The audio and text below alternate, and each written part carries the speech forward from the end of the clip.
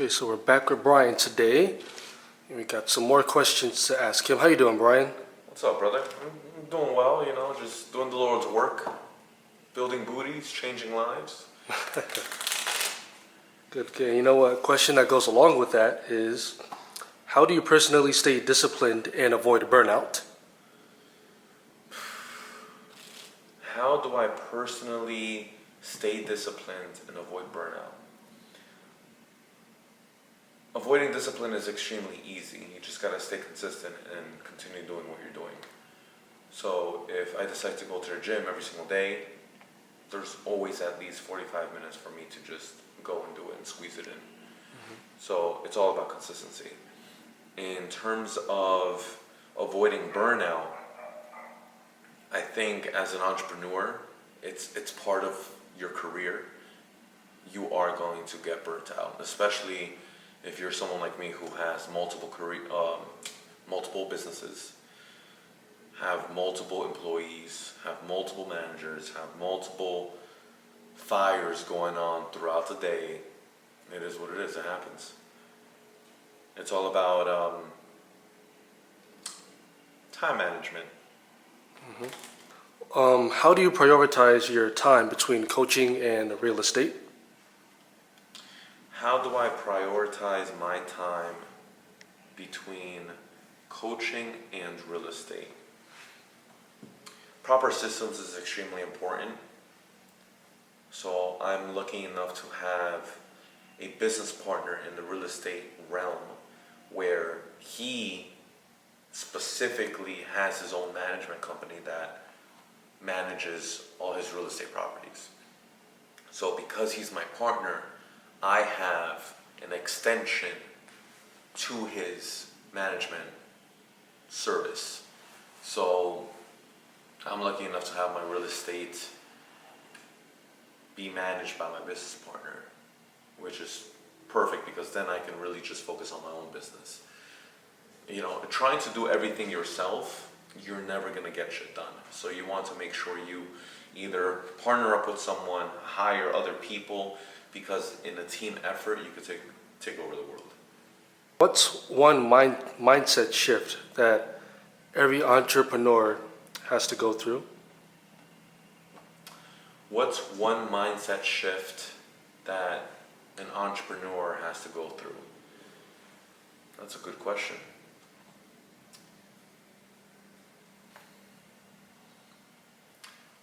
When an entrepreneur starts making a specific amount of income,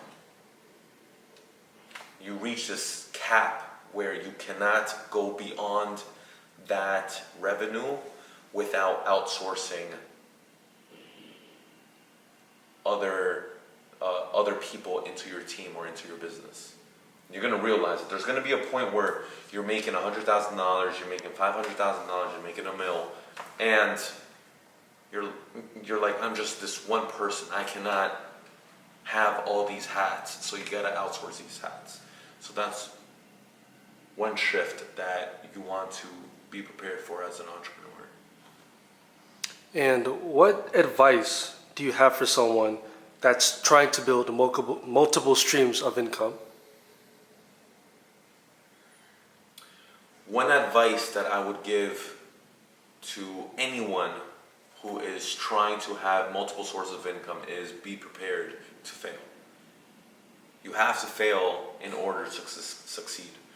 There's many times where I've lost money, failed, didn't launch a business, launched a campaign and it just went horrible, and you want to take it as like a learning experience so that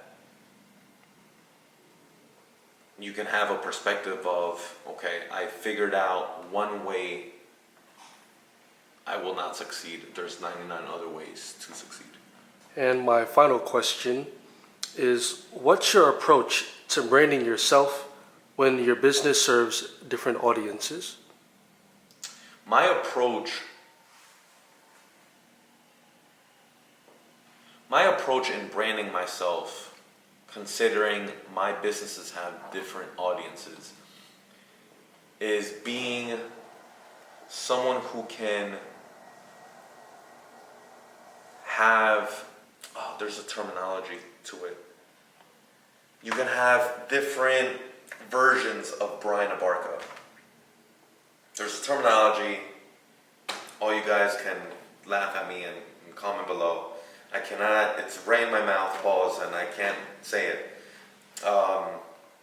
Anyway, so each individual has different personalities, different behaviors when they're around certain people. I'm sure person X behaves different in front of mom and dad compared to their friends, and compared to their peers at work, compared to their daughter or son, compared to their girlfriend. You act differently in every single. Anyone who says otherwise is BSing you. So that being said, you want to do the same thing when you have multiple businesses. You want to have different hats. You want to turn, ratchet ghetto Brian, hood Brian off, and professional Caucasian Brian comes on. And when I'm with a certain type of individual, then Caucasian Brian turns off, and then Latino Brian comes on. And the same thing. So, same thing with when I have business Brian comes on, I have to turn my empathetic, feminine side, in which I always deal with a lot of women, and I have to be extremely in touch with my empathetic side, because you cannot speak to one type of audience just like you speak to another. So you have to be aware of that, and you have to apply that. Awesome. Thank you very much, Brian. Perfect. Phenomenal question.